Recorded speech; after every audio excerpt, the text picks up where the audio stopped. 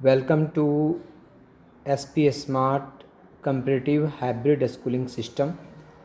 यहाँ पे मैं पार्ट 5 का आपको वीडियो बता रहा हूँ PYQ का।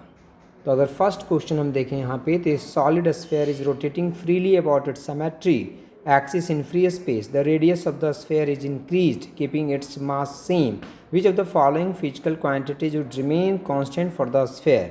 सो अगर कोई टॉर्क नहीं लग रहा है बेटा, तो एंगुलर मोमेंटम जो होता है वो कंजर्व होता है। सो कौन सा करेक्ट आंसर होगा?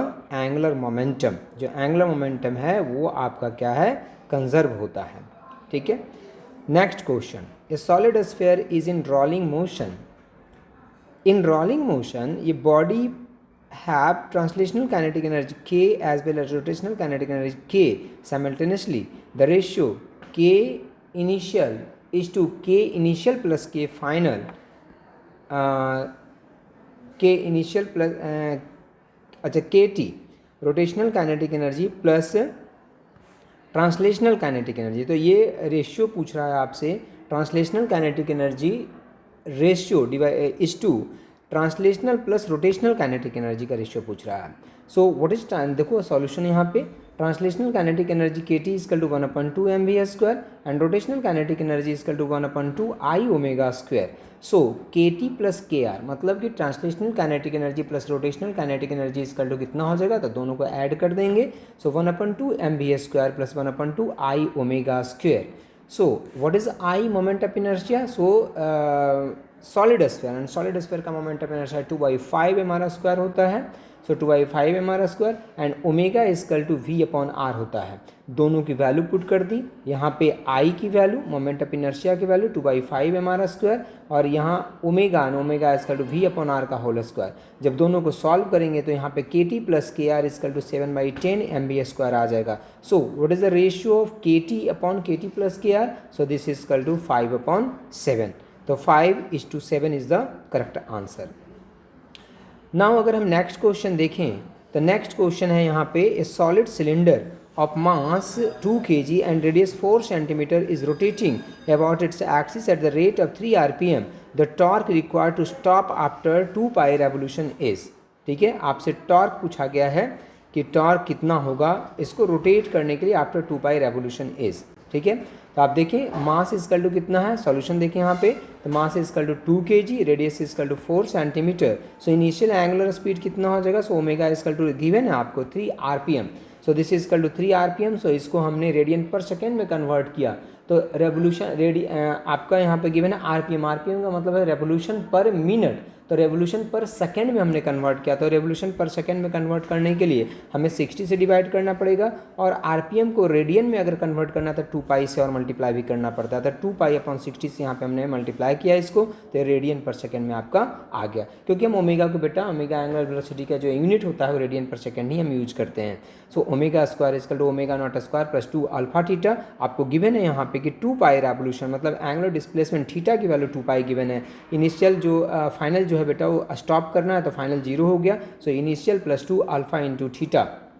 सो अगर आपकी वैल्यू पुट करेंगे तो अल्फा इजकल टू -1/800 रेडियन पर सेकेंड स्क्वायर यहाँ पे निकलेगा। सो टॉर्क पूछा है, तो ये तो अभी हमने अल्फा निकाला। So moment of inertia of the solid cylinder equal to so this is equal to 1/2 mr²। सो सबकी वैल्यू यहाँ पे पुट करेंगे तो ये आ जाएगा वैल्यू।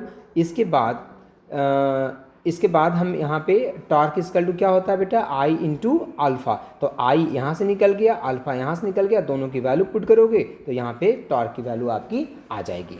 ठीक है। नाउ नेक्स्ट क्वेश्चन है, ये disc of mass 2 metre and mass 100 kg rolls on a horizontal floor. It's centre of mass has a speed of 20 cm per second, 20 cm per second. How much work is needed to stop it? So required work done is equal to कितना हो जाएगा? So this is equal to kinetic energy final minus kinetic energy initial. So this is 0 plus KI. So this is equal to यहाँ पे हो गया बेटा this is equal to KI. So what is and this is equal to यहाँ पे हो जाएगा 1/2 I omega square plus 1/2 mv²। So this is equal to आपका जो यहाँ पे जब वैल्यू पुट करोगे यहाँ पे तो 1/2 एंड व्हाट इज I? तो I equal to 1/2 mr² into omega is equal to V/R का whole square, so plus 1/2 mv²। So this is equal to यहाँ पे जब सबकी वैल्यू पुट करोगे तो आपका 3 जूल जो है यहाँ पे आंसर आएगा। नेक्स्ट क्वेश्चन है यहाँ पे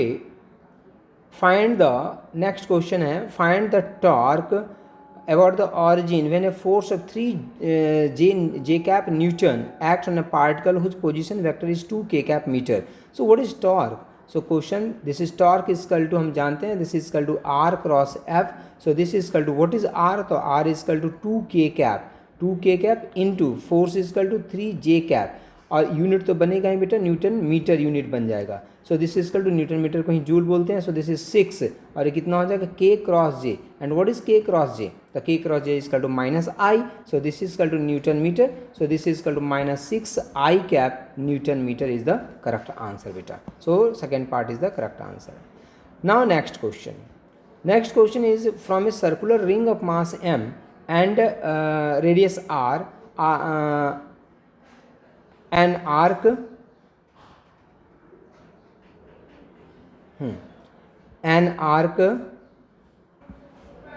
from a circular ring of mass m and radius r, an arc corresponding to a 90-degree sector is removed. The moment of inertia of the remaining part of the ring about an axis passing through the center of the ring and perpendicular to the plane of ring is k times mr square. Then the value of k is, तो देखो यहाँ पे सबसे पहले मास of the ring m, radius is r. Now 90 degree arc is remove. तो ये total mass कितना है इसका m. तो एक पोर्शन इसका हटा दिया गया तो m/4 हट जाएगा. तो ये एक पोर्शन देखो हटा ना 90, तो 360 टोटल एंगल होता है. तो एक पार्ट मतलब m/4. तो रिमूव कितना मास हो गया m/4. तो mass of the remaining portion is equal to 3m/4.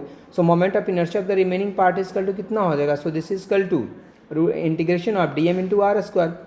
So I is equal to r square तो कांस्टेंट है, डीएम को इंटीग्रेट करेंगे. So dm is equal to 3m upon are.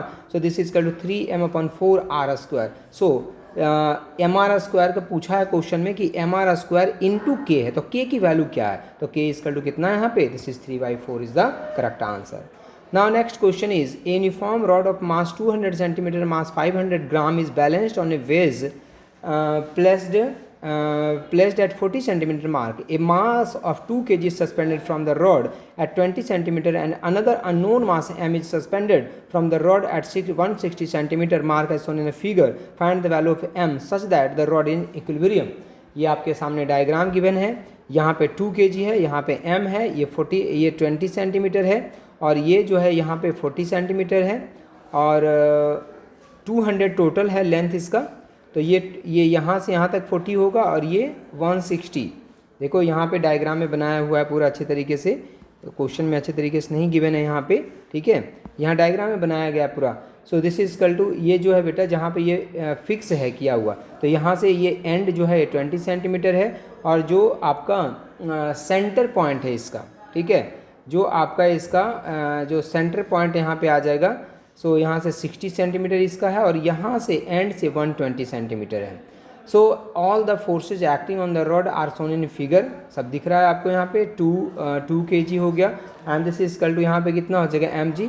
For the rod to remain in equilibrium, तो torque is equal to कितना होता है? 0. Net torque जो होता है, अगर कोई रॉड है और अगर रोटेट नहीं कर रहा है तो नेट टॉर्क की वैल्यू कितनी होती है? 0. Calculating the net torque about the wedge we have, so this is equal to 2g. Torque लगा लो, तो 2g इंटू इसके अबाउट टॉर्क ले रहे हैं, तो 2g इंटू कितना हो गया? 20 सेंटीमीटर, एंड ये हो गया तुम्हारा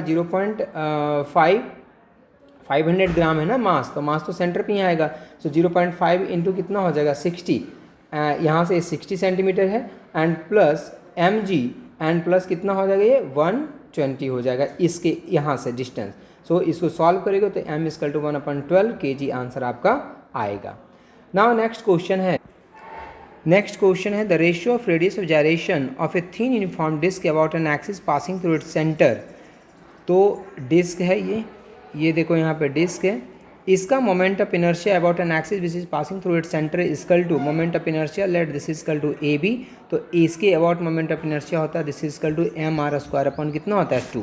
एंड हम जानते हैं कि this is M R square upon 2 जो होता है this is equal to radius of gyration के टर्म में अगर मोमेंट ऑफ इनर्शिया लिखें तो एम के स्क्वायर, एम कट गया तो के इक्वल टू कितना हो जाएगा? आर अपॉन √2 हो गया. नाउ अगर यही डिस्क जो है, अगर इसके डायमीटर के अबाउट अगर निकालने के लिए पूछे तो डायमीटर के, let this is the C D, तो डायमीटर के अबाउट जो मोमेंट ऑफ इनर्शिया होता है, so this is equal to M R square upon कितना हो जाता है? 4. Now this is M R square upon 4 equal to this is M K dash square, so M cut गया, so this is K dash square equal to this is R upon 2 हो गया। सो अगर ratio निकालोगे आप K upon K dash, so this is equal to यहाँ पे आपका √2 कितना आ जाएगा 1 इज द करेक्ट आंसर आ जाएगा। नेक्स्ट क्वेश्चन अगर हम देखें, the speed of the angular speed of a flywheel moving with uniform angular acceleration change from speed जो है this is equal to omega not equal to 1200 RPM and this is omega is equal to हो गया आपका, this is omega is equal to 3120 RPM। So omega naught initial angular velocity 1200 RPM है, तो इसको पहले हम रेडियन पर सेकेंड में कन्वर्ट कर लेंगे। सो this is equal to RPM को रेडियन पर सेकेंड में कन्वर्ट करने के लिए 2π/60 से मल्टीप्लाई करना पड़ता है। So this is equal to 40 pi radian पर सेकेंड। उसी तरह से फाइनल एंगुलर वेलोसिटी जो है 3120 RPM है, तो RPM को हमने कन्वर्ट कर लिया रेडियन पर सेकेंड में, उसके लिए 2π/60 से हमने मल्टीप्लाई किया। So this is 104 pi radian पर सेकेंड आ गया। टाइम इजकल टू 16 सेकेंड आ गया and we know that the formula omega is equal to omega naught plus alpha into t. So this is 104 pi is equal to 40 pi plus alpha into कितना हो जाएगा 16। So this is is equal to 16, alpha is equal to 64 pi हो गया। So alpha is equal to यहाँ पे 4 pi is the correct answer.